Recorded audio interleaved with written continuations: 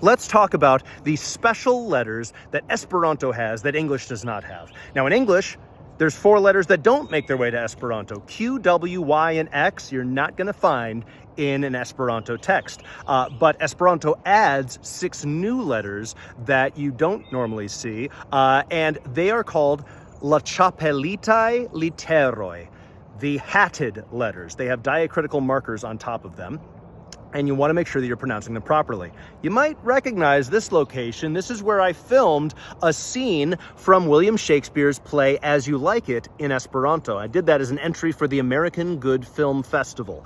So if you want to watch a little scene from Shakespeare in Esperanto, go check out Esperanto USA on YouTube. You can find over 200 short films in Esperanto there, and several of the ones there I wrote or directed or acted in, and there's some really good ones amongst them. But what's the name of that play in Esperanto? It's Kiel Plaĉas al Vi.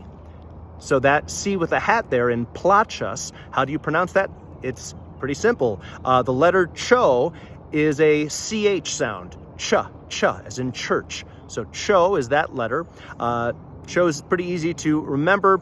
The next letter we come across is G with a hat. Now in English, a G can have different sounds depending on what letters are next to it. Is it a hard G or a soft G? I don't know. I need context. I need to know what's coming next.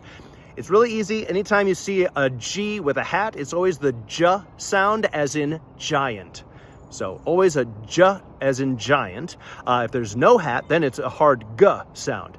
So J is how you pronounce the letter Joe.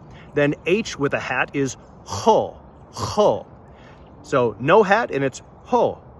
So horo is the word for an hour, but horo is the word for a choir.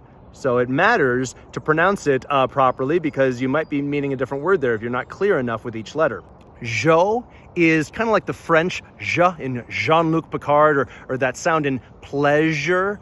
So je is J with a hat, whereas ja is G with a hat. So ja and ja are not the same thing. S with a hat is like an SH, sh, and then U with another U on top of it is our W, essentially. So instead of the W being a U next to a U, like in English, the W is stacked. So wo is the name of that letter, and it's pronounced just like W's are in English. So make sure to pronounce each of those letters correctly every time you see them in Esperanto.